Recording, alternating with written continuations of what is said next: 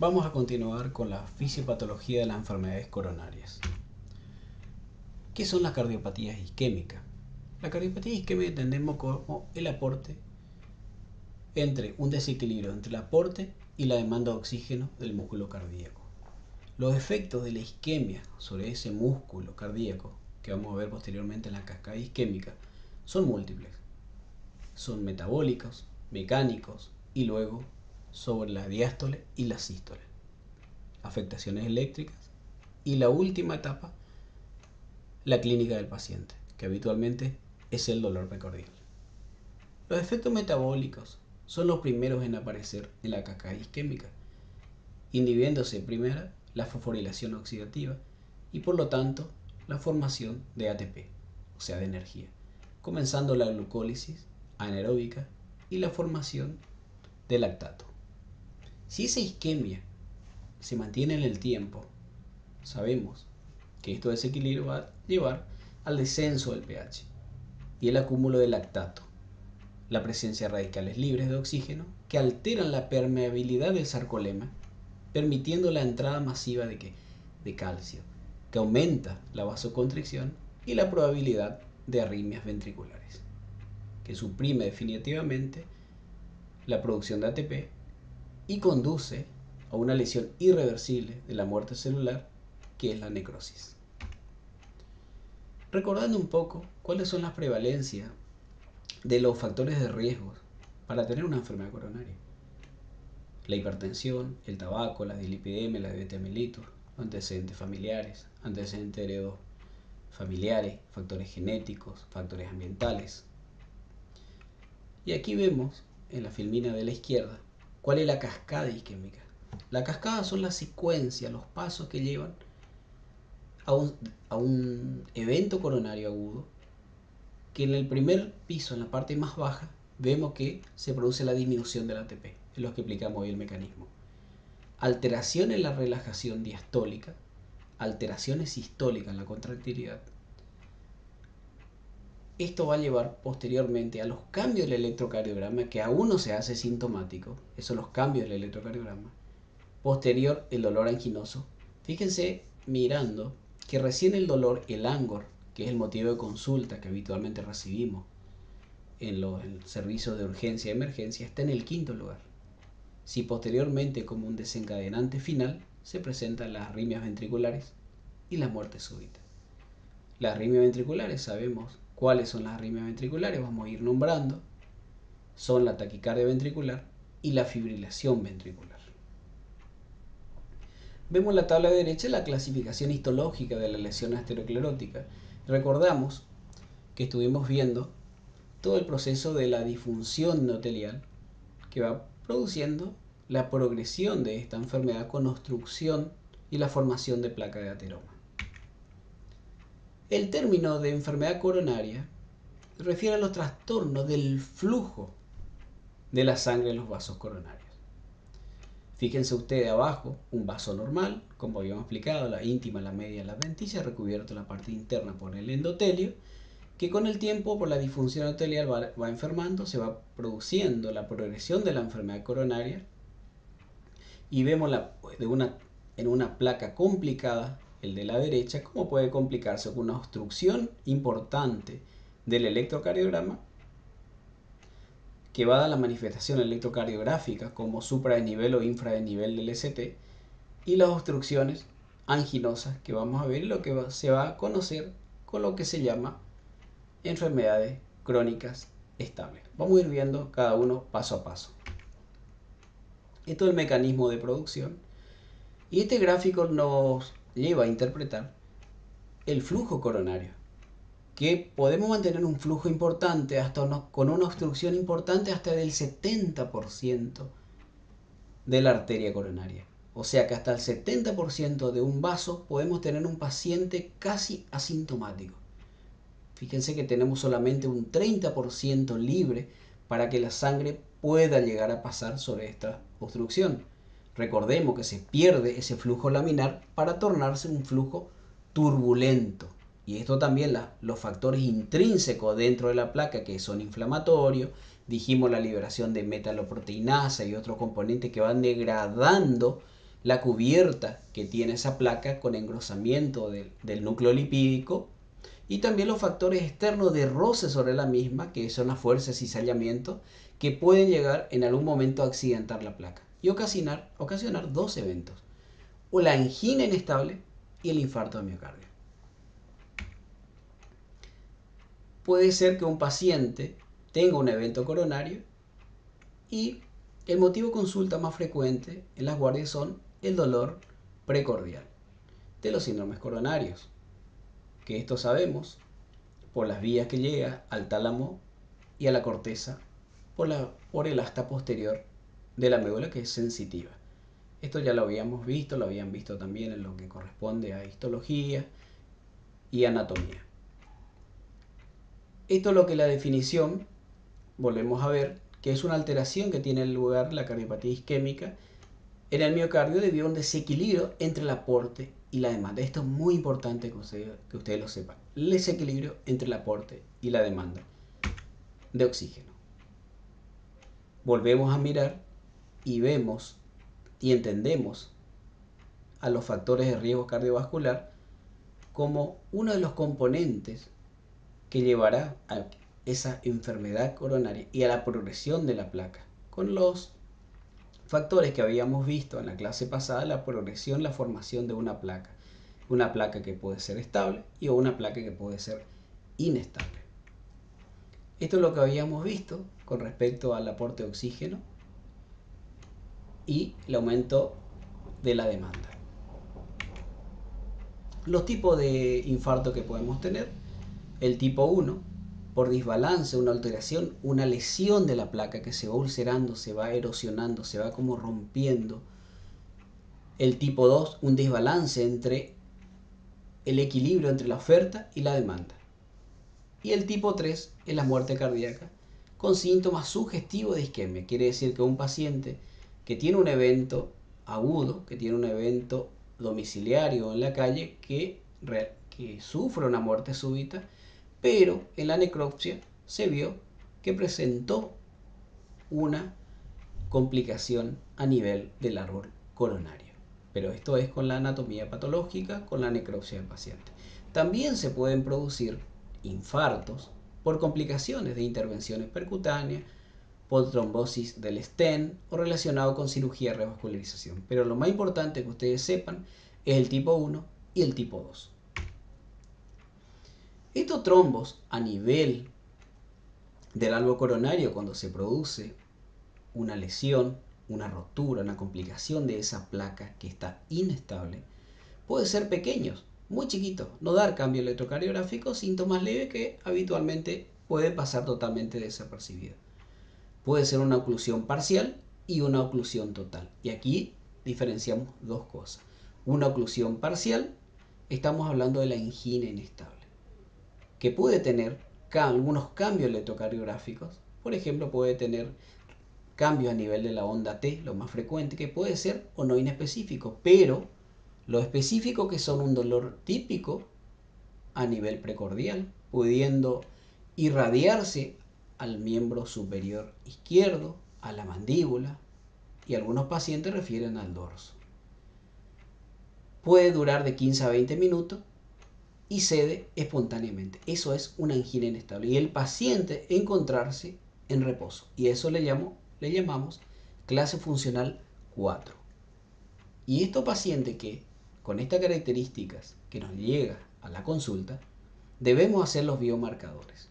Entre esos sabemos que tenemos las troponinas, que son específicas, que nos puede dar dos resultados, que puede ser negativo o positivo. Cuando nosotros tenemos en un síndrome coronario una angina inestable con la característica que vimos y presenta biomarcadores positivos, esto es un paciente de alto riesgo. Es un paciente que se debe estudiar, que seguramente tiene complicaciones importantes, que va a requerir algún criterio de reperfusión. Y también tenemos lo otro, que es el trombo oclusivo total, típico del infarto de miocardio, que se caracteriza por tener un ángulo prolongado, sensación de muerte inminente, el paciente está con dolor más de 30 minutos y cambios en el electrocardiograma. Lo más frecuente son los supra-desnivel LST, que son esos importantes, o bien puede tener infra-desnivel LST. Y teniendo la nueva clasificación de infarto, lo clasificamos en síndromes coronarios con supra-desnivel LST y sin supra-desnivel LST. Lo que corresponde a los infartos sin supra-desnivel LST puede ser los cambios en la onda T, infranivel del ST, o bien que no encontremos cambios inespecíficos en el ST que no son frecuentes. Y con esto, un dato importante que tenemos que detener, que es la triada de los síndromes coronarios. El dolor precordial, los cambios electrocardiográficos que puede tener el paciente, como dijimos, los cambios a qué nivel puede tener, y los biomarcadores positivos. De los tres, lo único que nunca puede faltar son los biomarcadores para hacer un diagnóstico de infarto. ¿Puede tener clínica o poca clínica? Sí, puede ser. Puede ser que el electro sea cuasi normal o no tan característico de un infarto, sí.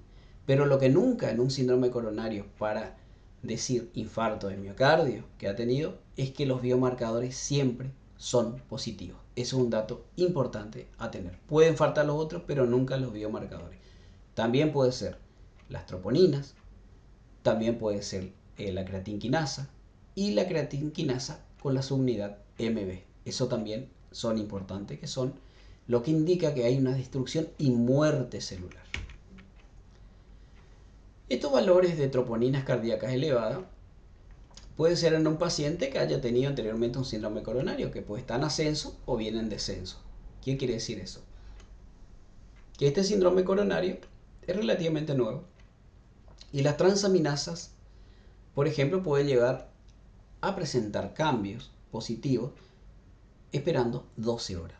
Pero las troponinas encontramos los cambios positivos una vez que realizamos un laboratorio desde las 3 a 6 horas. Eso es muy pero muy importante para entender que ingresa un paciente que nunca tuvo dolor, le da troponina negativa y bueno, lo importante acá es repetir las troponinas a las 3 y a 6 horas. Si vemos que no hay movimiento, decimos que fue un dolor precordial con troponinas negativas. O sea que mal pronóstico no lo tiene.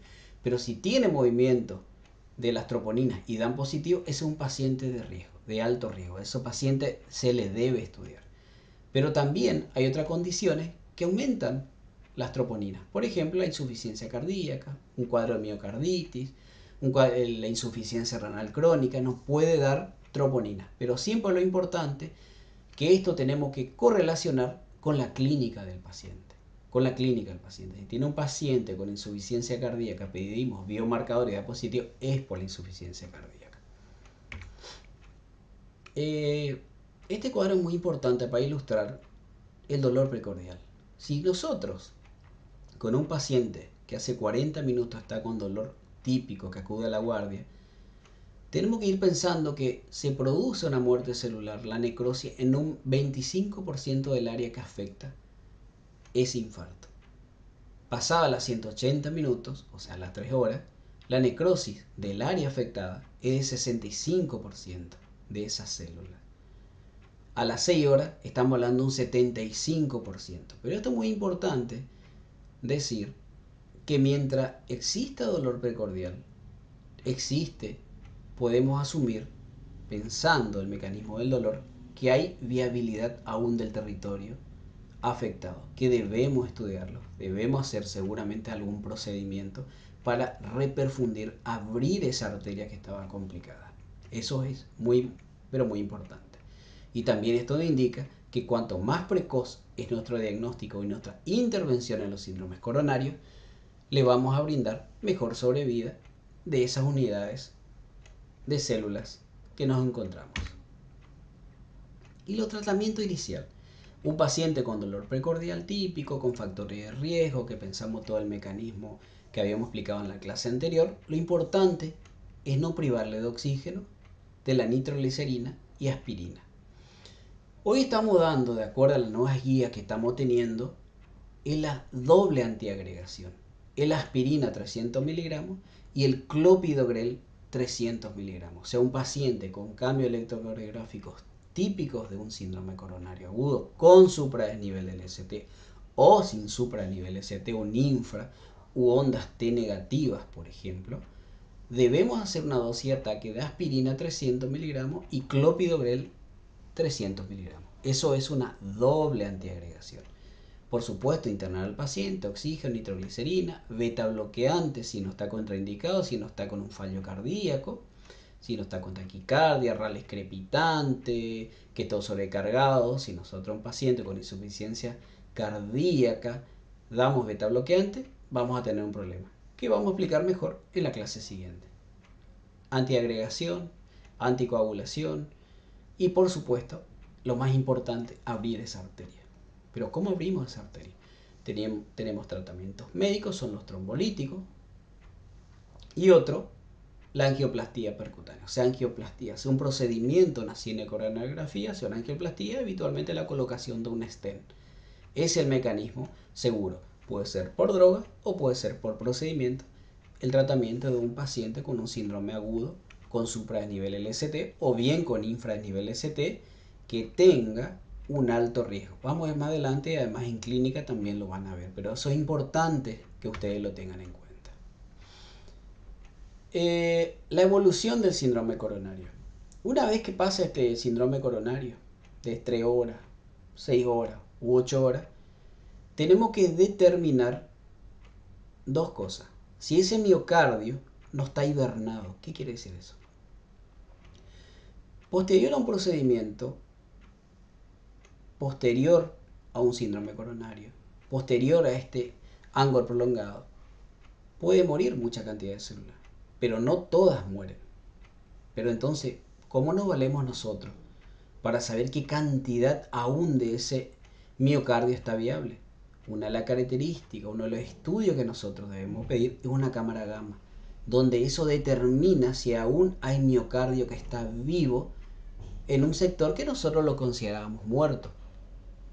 Y si nosotros vemos que no tiene contractilidad en el ecocardiograma y que es un miocardio viable después de 3 o 6 meses de un síndrome coronario, por ejemplo, eso tiene criterio de reperfusión, hacerle una angioplastía o bien, de acuerdo a la valoración del paciente, de acuerdo al árbol coronario, se le hace una cirugía de revascularización. Y durante un tiempo, esa célula que totalmente estaba sin trabajar comienza a tener nuevamente contractilidad. Eso es el miocardio hibernado. Y es un proceso, digamos, más de largo tiempo, a diferencia del miocardio aturdido o atontado. ¿Qué pasa? Durante un procedimiento agudo, un síndrome que todavía no tiene aún una buena contractilidad, posterior al procedimiento de revascularización, va normalizando lentamente, es agudo. Y el hibernado es más crónico. Los dos, lo importante, que se puede recuperar y mejorar la contractilidad. Esto para hacer un repaso, lo que habíamos visto anteriormente con respecto a la disfunción endotelial. Y eso es todo para brindarle. Importante también hablar de los síndromes coronarios con supranivel ST, sin supranivel ST, como explicamos. Y también decirle que también a tener en cuenta que es una angina crónica. Vimos la angina inestable, el infarto de miocardio. La angina crónica estable es cuando la obstrucción coronaria por las placas de ateroma es superior o igual al 70%. Que al paciente, cuando realiza una actividad de una caminata, una actividad física a 300, 400 metros, ese paciente puede tener disnea o dolor precordial. Esto le va a llevar a descansar, a quedar quieto al paciente y los síntomas se van pasando lentamente sin intervención o con intervención farmacológica. Y a la vez va caminando y ese dolor siempre aparece con esa a los 2 o 3 cuadras, por ejemplo, y eso se lo clasifica en clase funcional 1, clase funcional 2, clase funcional 3 y la clase funcional 4 es la de reposo. Eso es importante que lo vean. Y también vamos a hablar que hay síndromes coronarios que se producen los infartos, los síndromes coronarios con supranivel ST, sin lesiones coronarias, que son los considerados angina de Prinzmetal. Aquí no juega lo que vimos, la disfunción endotelial, la progresión de la enfermedad coronaria, sino que aquí se desencadena por fenómenos de broncoespasmo, que también nos puede llevar a cambios electrocardiográficos importantes. Y uno de los tratamientos ideal en este tipo de pacientes con síndrome de Prinzmetal, con enfermedad de Prinzmetal, con angina de Prinzmetal, si lo quieren llamar, mejor llamado angina de Prinzmetal, son las drogas, los bloqueantes cálcicos, son las drogas de elección.